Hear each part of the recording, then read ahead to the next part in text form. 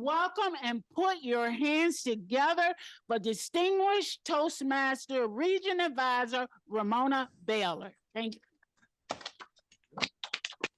Hello, everyone. Greetings. Good afternoon. Thank you for that lovely introduction. Nice to see everyone here and excited to share my presentation that Jim wanted me to focus on. How do speech contests help in club building?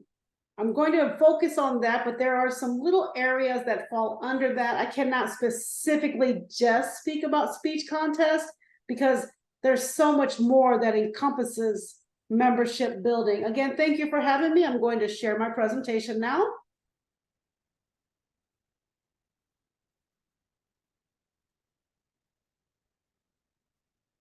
And if I can get a thumbs up from anyone in the audience that you can see my presentation, thank you. So I see arms going up. Thank you so much. A season to build. I was thinking, how can I put contest season and building together?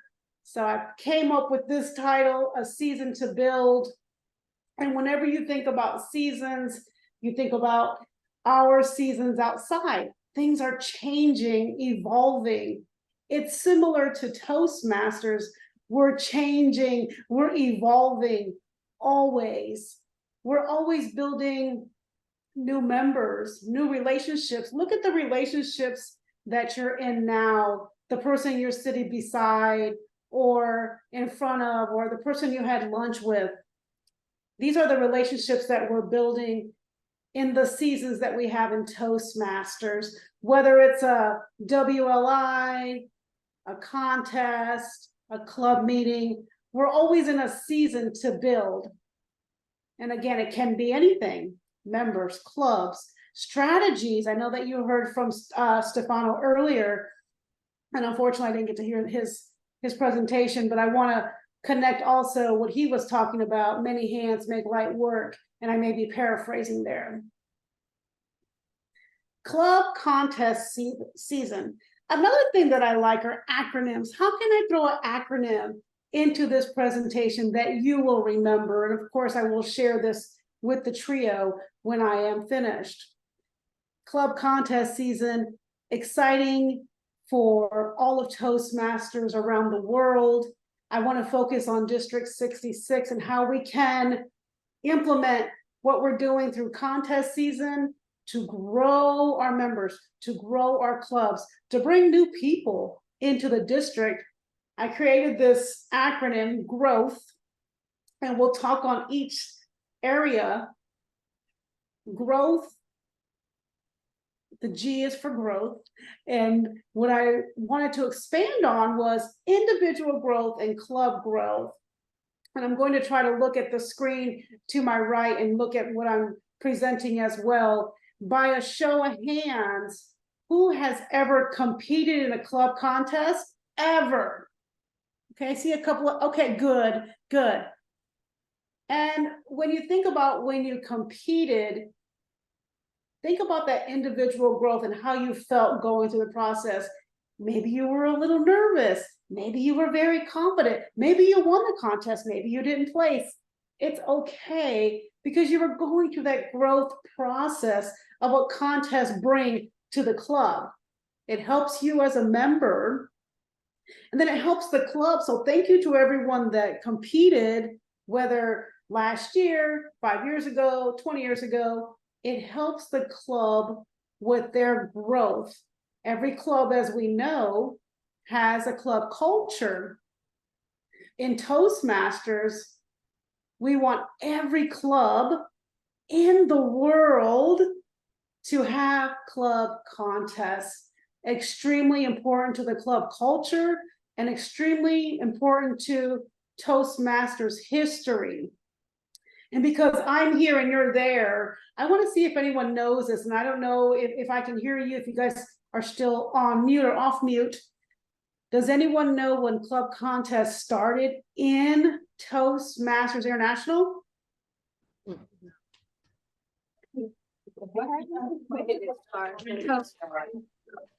Contest. I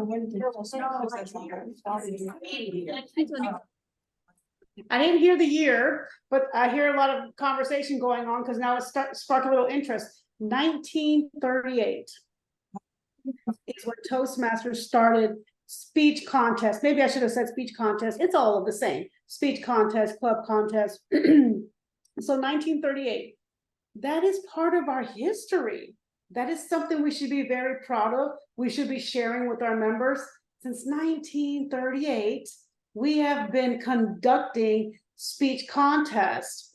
And when you look on the Toastmasters International website, excuse me, you'll see that there were some years where contests were not, they did not conduct speech contests at the international level. And I'm sure there's reasons behind that as well.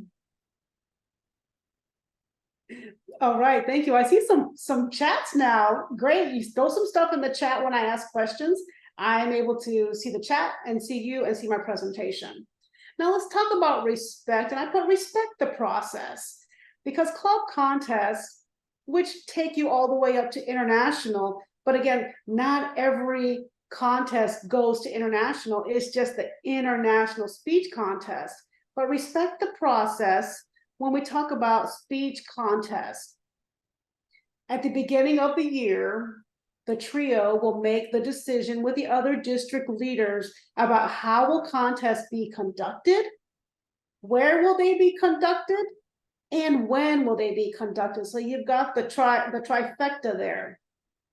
Respect the process, know the process. If you don't know the process and you're a member here today, you have an area director, you have a division director, and then you have your trio, your club growth director, program quality director, and district director. These are district leaders that are here to assist you with sharing the information. So respect the process. There is a timeline, and that we must go through every single gate or date, if you want to call it a date, timeline, or a deadline on when contests must have taken place.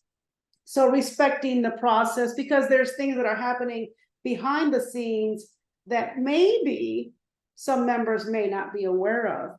The O is for ownership. Clubs, you must take ownership on whether or not you're going to have a club contest. I'm hoping that just today and having this conversation and giving you this presentation is going to motivate you to say, you know what? We haven't done a club contest in a year or two. We're going to get back on that. So take ownership, because it is given to you to grow your members as speakers and as leaders. And the district has to take ownership as well. Thus, why I'm here today, and Jim asked me to talk about speech contest and club building. How do they connect? They connect when everyone here takes ownership. It is quite interesting that I'm saying here, and I'm here in my office at home, but everyone here physically at your locations. And you guys did a wonderful job. I see a lot of people out there attending this event. W is for wealth. There's a wealth of knowledge in District 66. I know a lot of leaders in District 66, and I may have seen them. I've seen Charles, I've seen Perry, I see Linda's here on Zoom. I see the trio there. So I know quite a few members and leaders in District 66. And apologies if I did not call out your name, but I do see you. There's a wealth of knowledge that comes from having the contest or wanting to prepare for the contest, knowing that these individuals in your district hold this wealth of knowledge. Reach out to the Charles Gates, the Perry Neals, the trio, the area directors, the division directors. There's a wealth of knowledge around you that you can tap into. And also, and thanks to those who said that they competed at club contests, there's a wealth of experience. There's a lot to say for that. And what I will share here is, you heard Doretha say I joined Toastmasters in 2013, August, mid-August, thereabouts. About a month later, I heard some rumbling about, should we have a club contest? I don't know if there's interest. And you know, I'm like, what is this thing club called?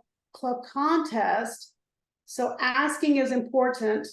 And the fact that my club, which you've heard earlier, Speaking Easy Toastmasters out of the federal government, we had enough tenured Toastmasters that were able to sit me down and say, this is what a club contest is. This is how the timeline goes. These are the forms. This is what takes place.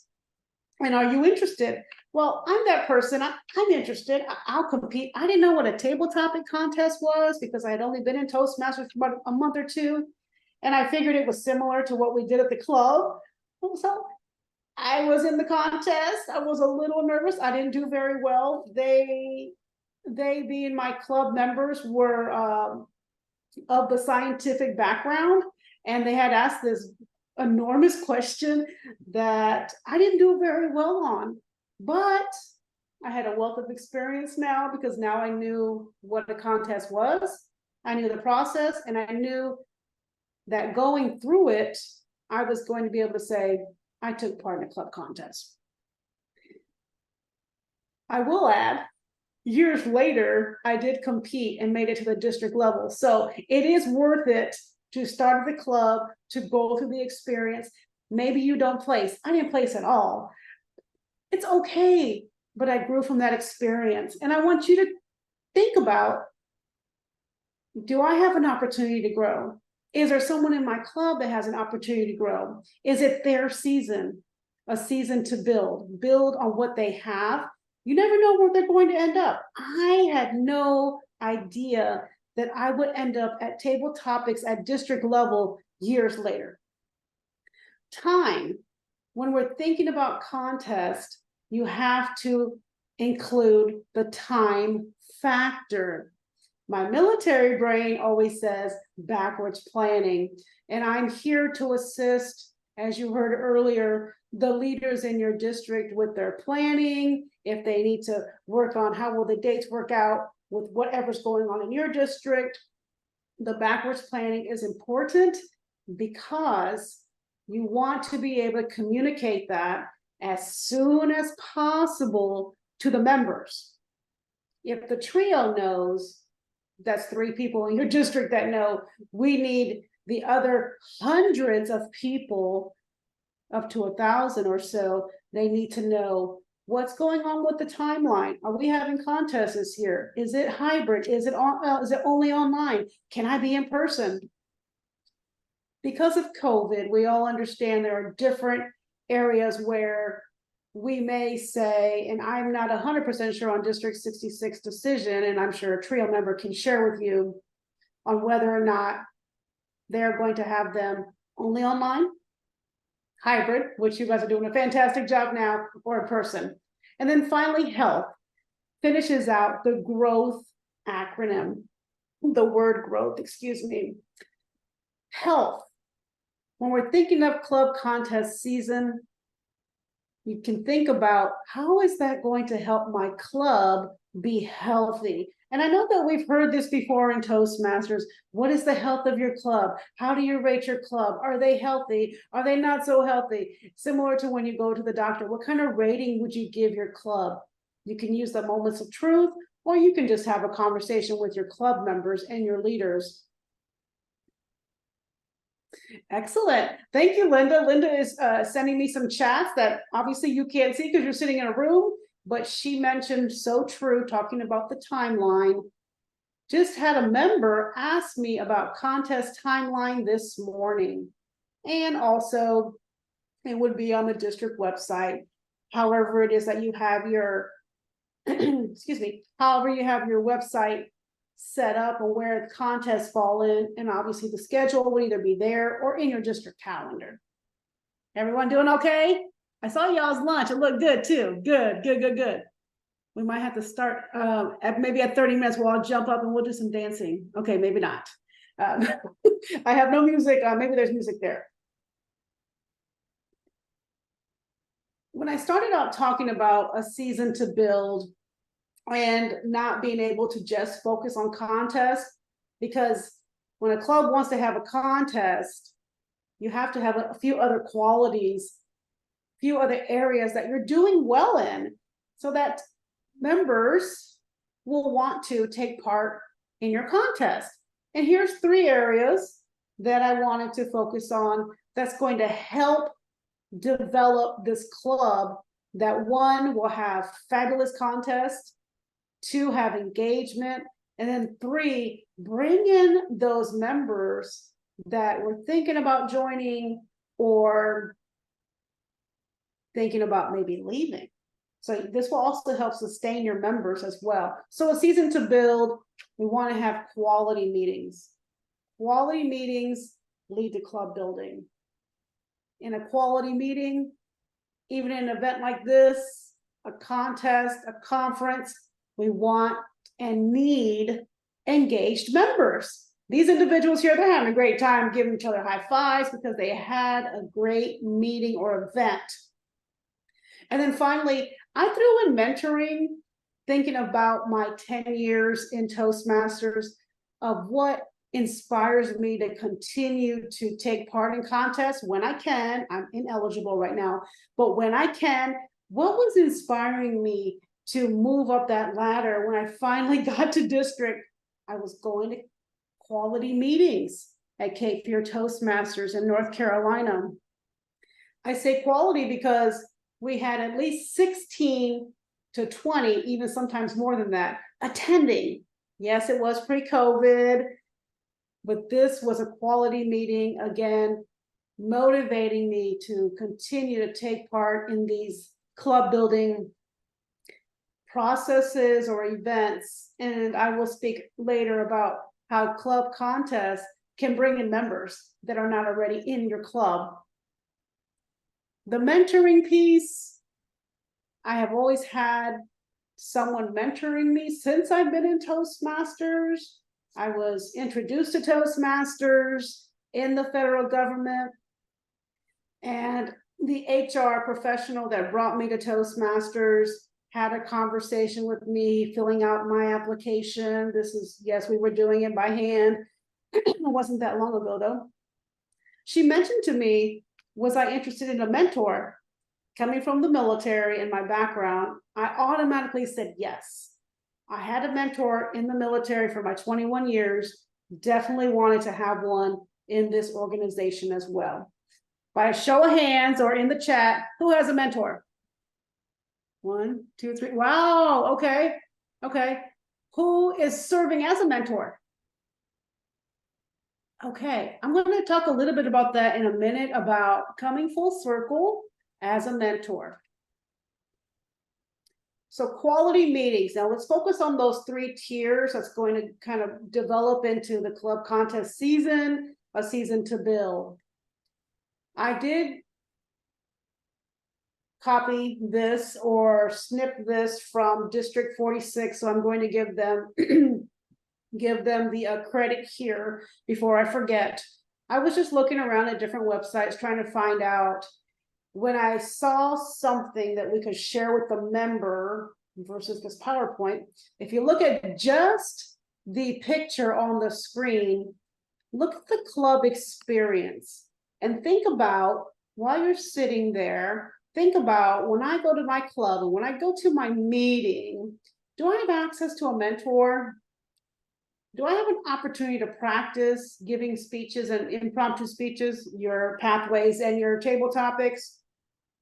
Is it an interactive learning environment similar to right now? Or we could also point that back to, how is pathways? So interactive learning environment, that's our learning mechanism, our learning program. Is there an opportunity to take on club leadership positions? I'm sure there is. In every club, there should be an opportunity. Feedback and evaluations. The key thing is what? In a supportive environment. And then finally, the ability to assume club meeting roles. Excuse me. Do the members have all of this? And what is their club experience like? Linda, if you want to throw something in the chat about what you think about club experience, how is your club experience? Could it be better? What have you seen? And I'll get back to that later when she throws something in the chat. So quality meetings. Again, I was fortunate to join a fabulous club in 2013 when I joined the federal government as Speaking Easy Toastmasters, and they had tenured members. I would say half of the members had been there between 5 to 10 years. They were excited to attend these meetings. What else excited them to attend? New members, new individuals that brought in a new energy, and that is what you bring to your club. So Linda says in the chat, all my clubs are fabulous. I have belonged to several. That's great. And it's great when you can say that. And I will share a story when I was in a club that had low membership. So I will share that story in a few once we get to the next slide. Also, quality meetings are what? Following the Toastmasters international guidelines on how a meeting should be ran, making sure the agenda is full. I will add to that, to my previous point about club culture. You may be in a club that does the Pledge of Allegiance, perfectly fine. Then you go down the road to another club, they don't do the Pledge of Allegiance. You also may be in a club where they have a joke master. Go down the other way on the other road and they don't have a joke master. So following Toastmasters guidelines, but then you can add what you want to create your club culture. We definitely want to have the Toastmaster, the table topics master, the general evaluator, these common roles from Toastmasters. I have recognized in the past 10 years when I have served as a club officer, or whether I was just a member, that when club officers were meeting on a regular basis, I felt that the quality of our meetings were phenomenal. The members understood what our goals were. The members understood what we had to do in pathways or the legacy program. Who needs a CC? Who needs a level 3? It's when club officers don't meet on a regular basis that this information might not be well known. And then finally, when you're having quality meetings and members come to visit your club, whether on Zoom, on Teams, in person, they want to join. They see that you're having a fabulous time. Going back to Linda's point, everything seems to be in order. There's that supportive feedback. Why would guests not want to join a club that is running as smooth as that? And then obviously, when they join the club, they see as a member, I have access to a mentor. Oh, there's this thing called pathways. Oh, there's onboarding. This is fabulous. So by a show of hands, do you think that you could improve on having a quality meeting? Do you think you could show some improvement? Okay, thank you for being honest. I see a couple of hands, because we all can. I'm in 2 clubs now, and one of my clubs, we're hurting, we're challenged right now, but it's an opportunity to figure out what can we do better. And we are ensuring that we are meeting on a regular basis as officers to see how can we do better. And I will even be more transparent. Last week, I sent an email to the club growth director and her extension chair to request a club coach. Never, ever feel like you got it under control. I've been a Toastmaster for 10 years. We're going to figure this out. Come on, team, we're going to figure this out. We've been trying to figure it out for a few months, and it's not working. We have low attendance. We have quality meetings. It's difficult when you have 6, 7 people attending a Zoom meeting, or in person. It's difficult to kind of get that momentum going again. Just being transparent that it's okay to ask for a club coach. They are available. In my club that I'm in now, my home club, we are eligible for a club coach.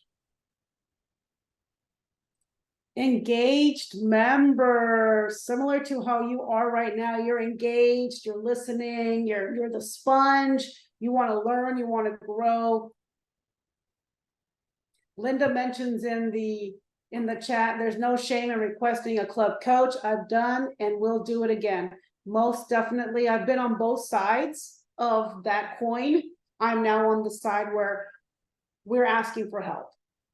The leadership team had their monthly meeting last about 2 weeks ago for the month of November, and we made that decision, brought it to the members, and everyone is on one accord. So engaged members, I will also share all my pictures. They're from online stock when you go into PowerPoint, just so I can give them credit as well of various different websites. Engaged members, so they're invested in the program. They've been with the program, whether you're long-term or short-term, long-term being over 10 years, short-term between 1 and 9 years. I'm making these up in my mind as I'm talking to you, but wherever you are on the spectrum, you just joined Toastmasters, you've been with us for a long time, you're invested in the program that makes you engaged. You're engaged and invested in what Toastmasters has to provide to you as an individual, as a club, and as a district. Engaged members share their accomplishments. I should have put comma as well, and their failures, or let me take that back, opportunities. Share their accomplishments and opportunities. I saw Charles Gates in there. I know he's beating me up like, I know she didn't say that. So share your accomplishments and your opportunities. Be open and honest about what you've gone through as a Toastmaster and how that could help someone else coming in or someone in your club. Engaged members, they show up and they show out and they participate in meetings. I think I might see Charles now. Hey, Charles. I think I see Perry as well. The camera just moved. Yeah, there you guys are. Okay. Okay, let me stay focused. They participate in meetings. Similar to what you're doing now. You took the time to, 1, register to say you're coming. 2, make up in your mind, I'm going to go to the WLI in person. And now 3, you're there and you're engaged. You're an engaged member. Doesn't have to always be at a club event. It can be something like this outside of the district, outside of your club, which is my next point. Participating in district events. You need to verbalize this, vocalize this, share this on any platform that you are on, that you participated in this event and what you got out of it. There's at least one thing that you got out of this event, whether you met someone new, you had a nice conversation with a leader, or you're now thinking, maybe I want to be in district leadership. That's a different presentation for another day. And then mentors and onboarding.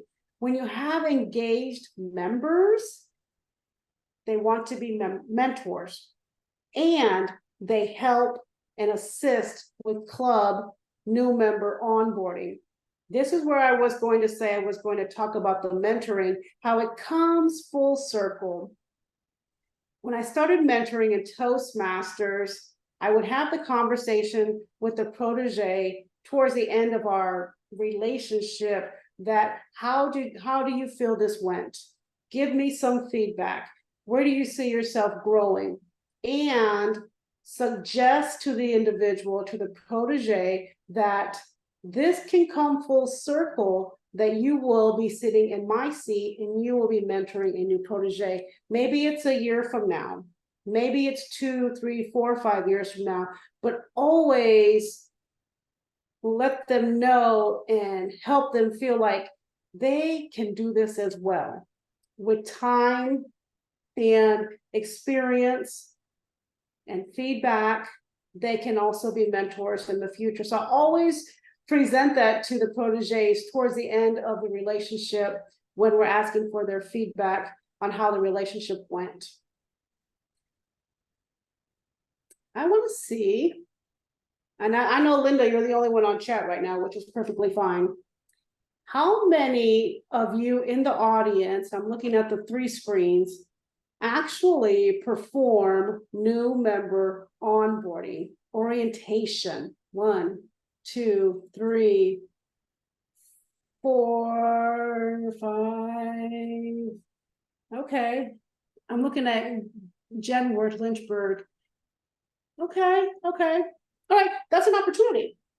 That's an opportunity to get your members more engaged in your club and the club culture.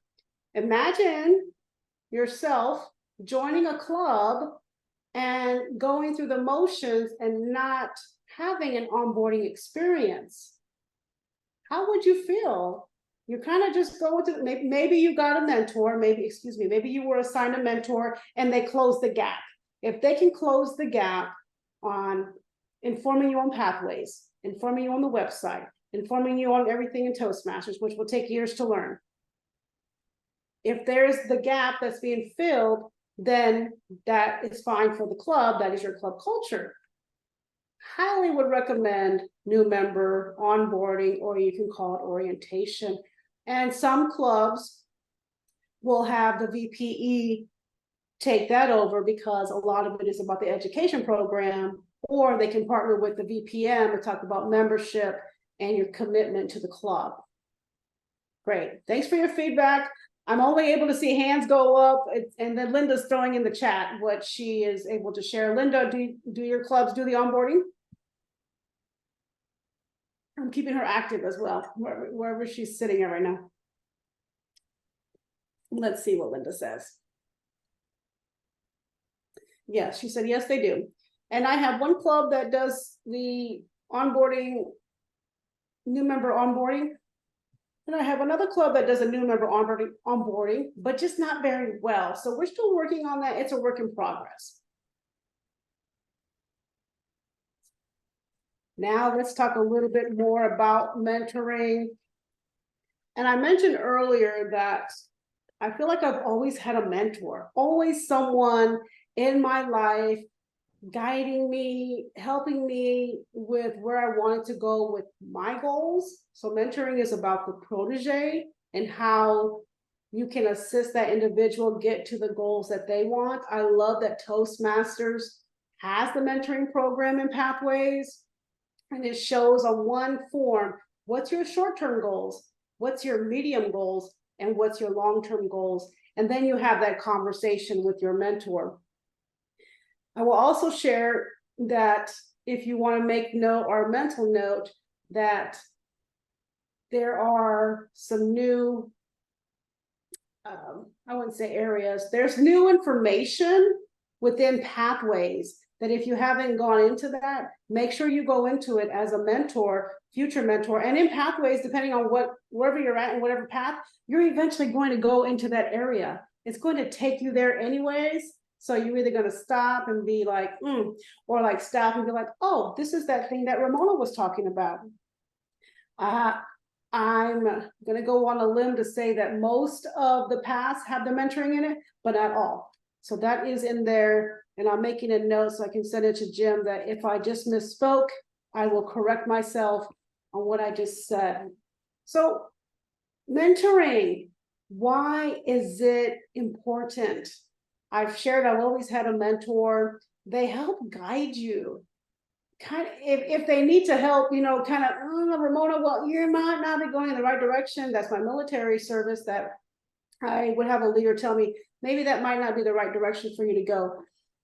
Similar to Toastmasters, the mentor is there to guide you and assist you, share, listen, and do some more listening. And then again, the program in Pathways helps you get through those stages wherever you are in that relationship, and has documents that you and the protege can fill out. How has mentoring affected you?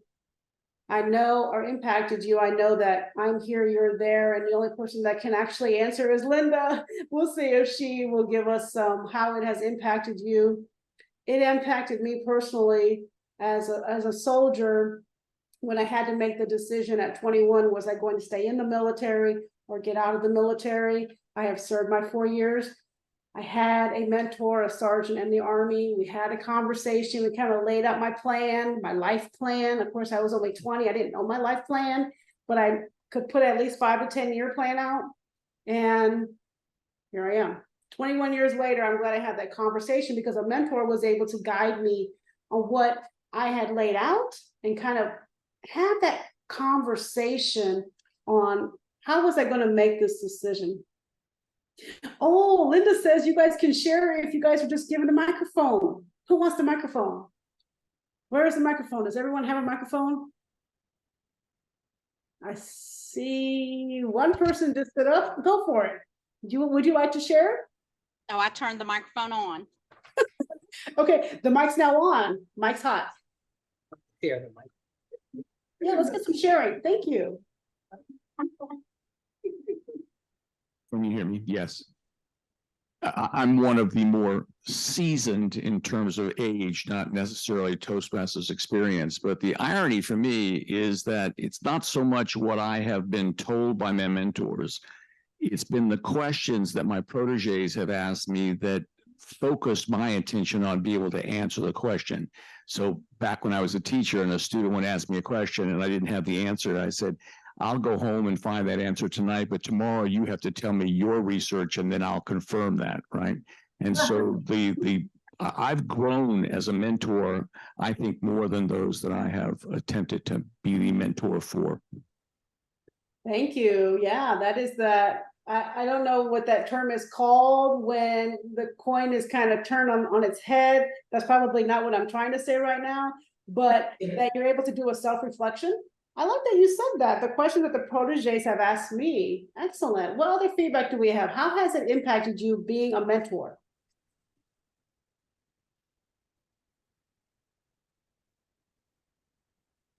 Remember, I saw those hands go up earlier.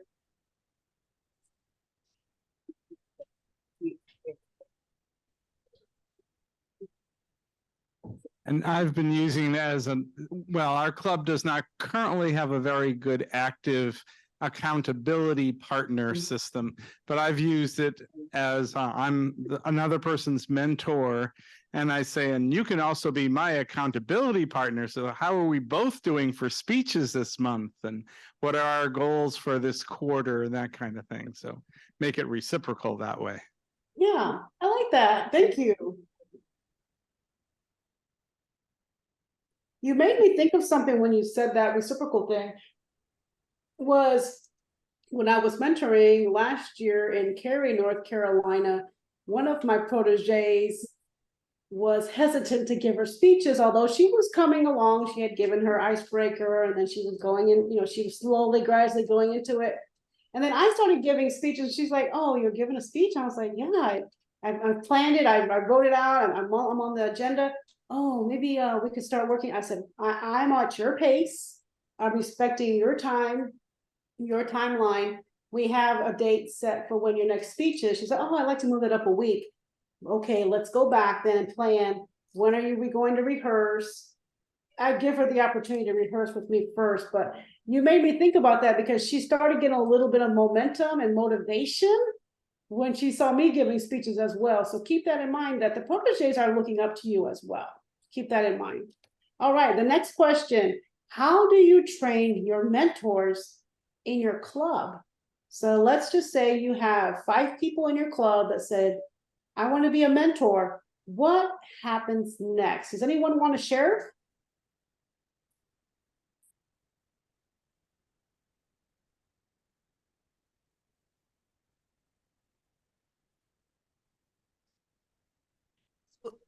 We have mentors, and unfortunately, we don't train the mentors. Never thought about it, but my first thought was go to Pathways and launch the mentoring program.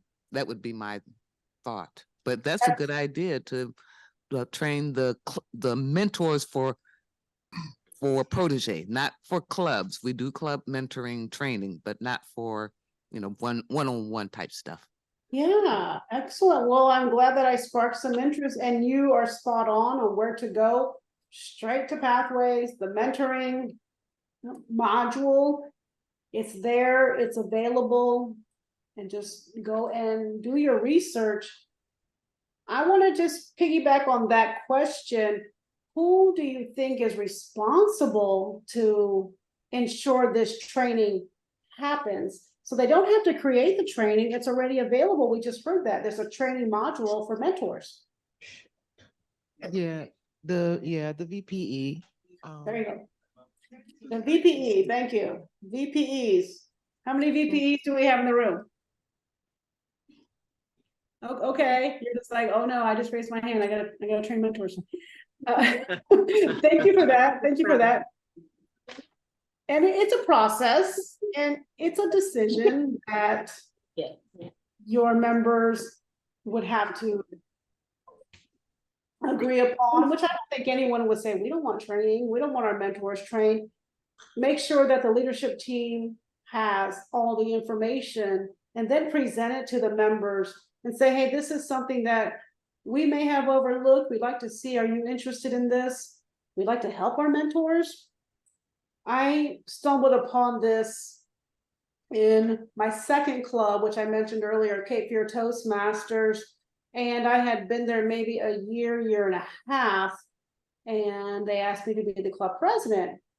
I felt comfortable with that, said yes. And at the first executive meeting, which we had at Panera every month, that was lovely. It was brought to my attention from a tenured Toastmasters of over 15, 16 years. He was, I think he was the secretary. He brought it and put it on the agenda. Could we talk about mentors? Yes, we had a mentor program. It was going well from what I understood. He brought to our attention that they had never been trained. And that's where we did this. We started rolling up our sleeves, figuring out how can we get the mentors trained. We had someone on the VPE team that took it as one of his responsibilities, and we gave him all of the resources. And then we started that training program. This is a club that had been around for, how long has Cape Fear been around? 67 years. And we were in an area of our season. It was a season that we were going through that the training had fell off for whatever reason. So thank you for allowing me to share that story with you guys.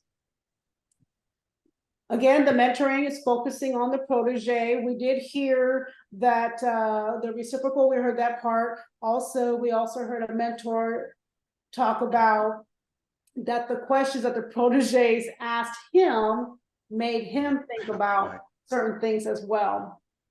Something else?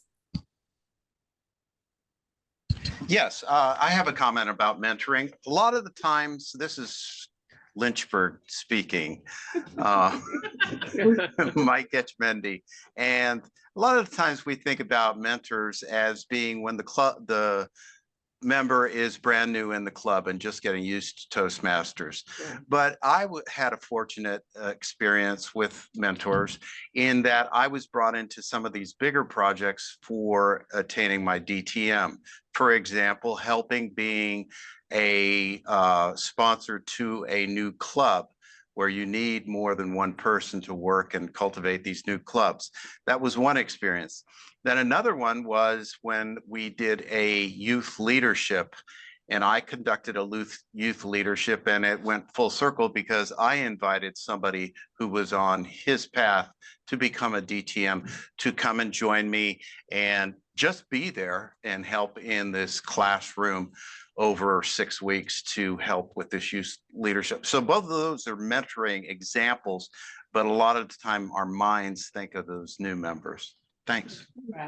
Correct. Thank you for expanding on mentors in the Toastmasters world. Yes, the mentors, when you're going to charter a new club, you've got the sponsors on the back end, then you've got the mentors that take them through how to run a successful meeting, how to be a successful club, what is a club officer. So thank you for mentioning that.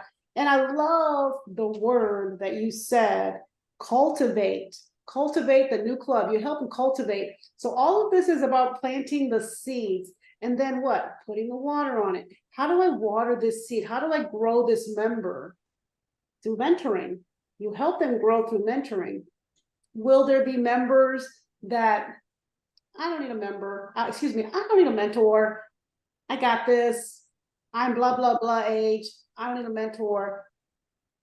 You have to respect your members' decisions as well. maybe they're not as, maybe they're not saying it the way I'm saying it. They may just say, no, thank you, I don't need a mentor. But making sure that they still have the available resources, and that if they ever did want a mentor in the future, that it's still available to him or her. And then finally, mentoring is part of the club building strategy, because it's helping your club stay strong, and these members are getting the support they need, the information they need, and then what? They're going to tell someone. They're going to tell someone. I was telling people all over of the Environmental Protection Agency, that's where my club was. Wherever I was at, I was like, hey, have you heard about Toastmasters? Hey, I just did this. Hey, did you know I was in a contest? What contest?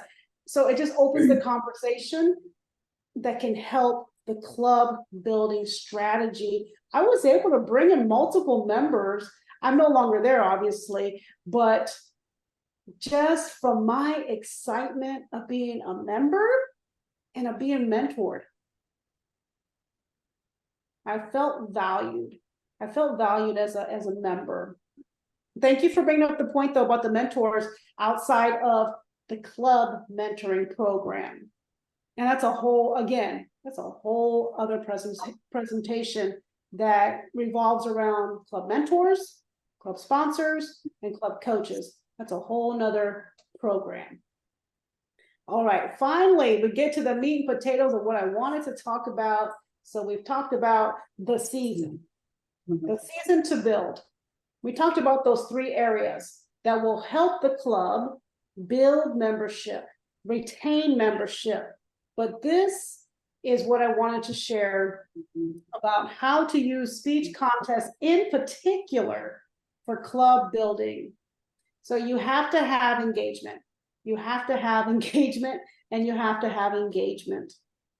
If you don't have the engagement, it's hard to generate the excitement. My second point, generate excitement within your members, within your area, within your division and district about how do we conduct speech contests. What is the value of conducting speech contests from club all the way to district? Generate some excitement. I don't know if there could be an incentive, if there could be a seminar, a webinar, something like this. Generate the excitement. You have to educate people in order for them to show interest. Oh, that's what a contest is. That's why we're doing that. We're helping you grow as a person, as a Toastmaster, as a leader, as an individual. It might even help you at work. It might even help you at home. Who knows? So generate that excitement through educating. Share everything about speech contests that you can, keeping in mind sharing those personal stories. I mentioned earlier, I started in 2013, and maybe 4 or 5 years later, I was at district level.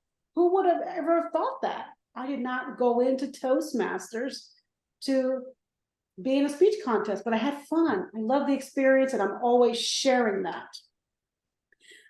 Another idea, I know that a couple of districts that I support bring in past competitors, even winners, to visit the clubs at all levels. The club, the area, division, district, bring in those competitors. Again, webinar, seminar, talk, a speech to share with your members the value of a club speech contest, area speech contest, division, all of these contests that are there for us to be a part of. I also want to share that I haven't shared yet is that I'm focusing on competing. Before I competed within that little bit of time, I was also learning about what is a judge? What is a timer? You may have members in your clubs that will never compete. Perfectly fine. Perfectly fine. But have they been a part of the process? Have they gone through the process? Share with them, educate them. There's a whole team that is needed to run a contest. You would be perfect. I'd love for you to serve as our timer, our ballot counter. And then next contest, let's move you up. Let's get you some judges training. It's a process. maybe it's a year or two process, but they're always wanting to invest in the club and in the program and in the process. One thing that we're doing in District 117, that's my home district, we're combining contests with the open house. It might seem like a strange concept to some people, but let me hear from anyone in the audience that have you ever done this, and tell us how it went for you. Or would you like to try it? How about that? Yeah, I think we actually.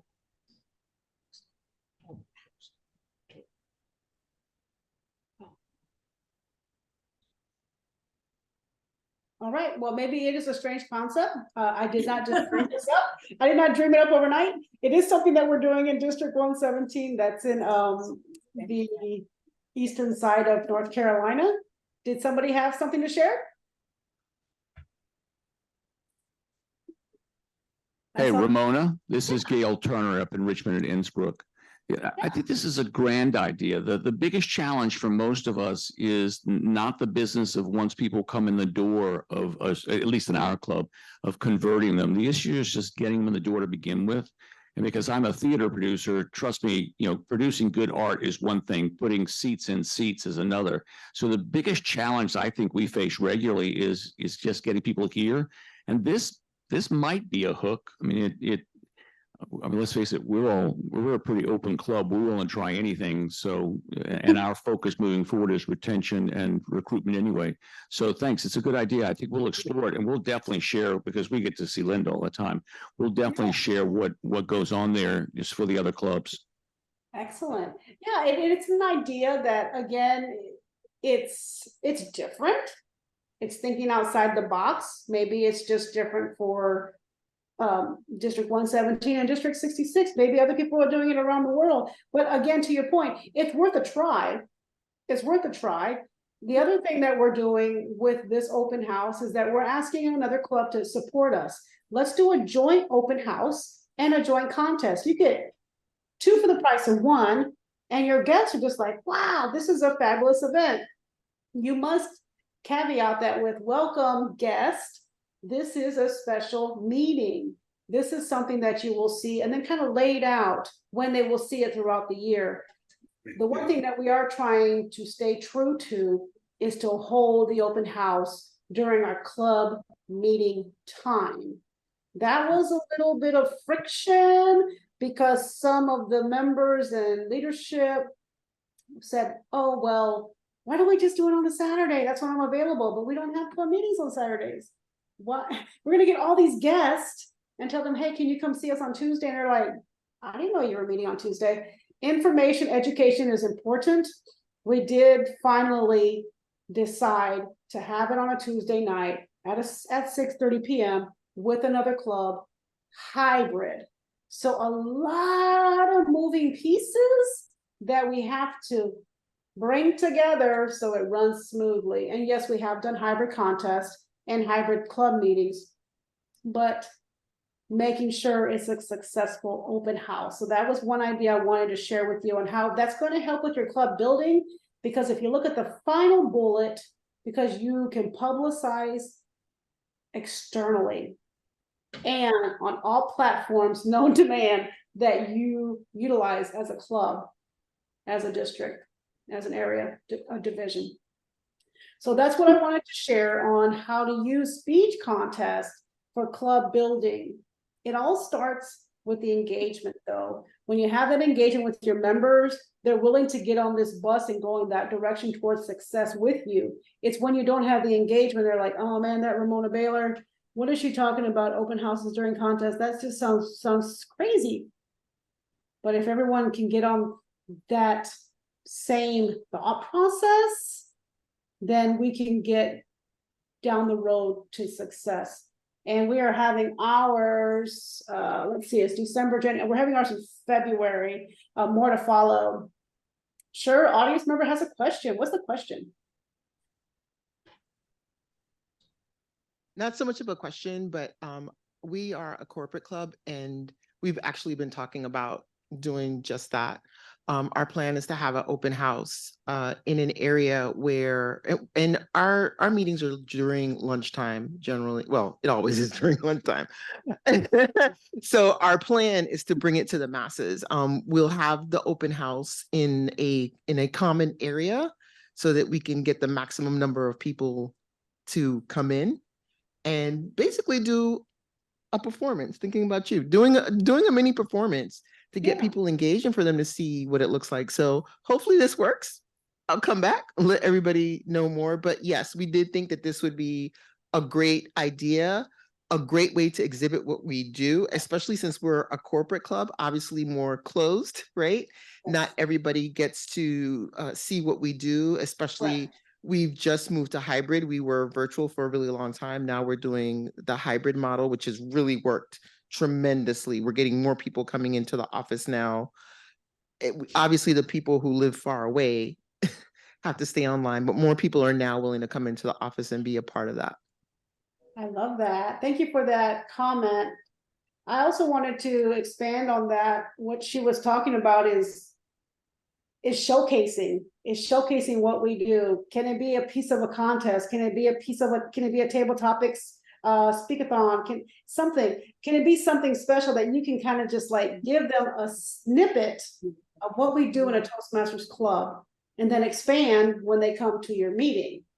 Having been in two corporate clubs and areas, I know the challenges you have with this. Is what we have. We have to work with this entity. Luckily, I've been with large entities that we were able to expand and go to the finance department, go to the science department, go to the blah, blah, blah department, just in one organization. So remember that it may seem like you're a corporate club, but there's a lot in the corporate world in that organization that you can tap into. And tapping into that leadership is important as well. All righty. And finally, we have another thing in the chat. Let's see. All right, another question or comment. Go for it. Hey, Ramona, very good here. I just had a thought. Why not combine a speech craft, 6 grade speech craft with a speech contest at the end of it? And if you figure out how to work it, the winner gets 6 months dues paid. I heard a little bit of that, Perry, because you didn't have the mic. I didn't hear the whole thing. Can you grab the mic? I heard speech craft, speech contest, and something. Right here. Right there, it's good. Yeah. Can you hear me now? Can you hear me? I can, yes. Okay, yeah, I just had a thought. Combine a 6 or 8 week speech craft, and at the end of it, hold a speech contest. And if you can figure out how to work it, the winner gets 6 months dues paid. Ooh, ooh, I like that. I'm writing that one. I'm writing all this down, just so you know. I like that. Winner. District 66, you might have an incentive. Talk to Perry. I'm just saying, every idea is a good idea. Sometimes we just got to flush it out, talk about it, collaborate. Although, you know, my time is up.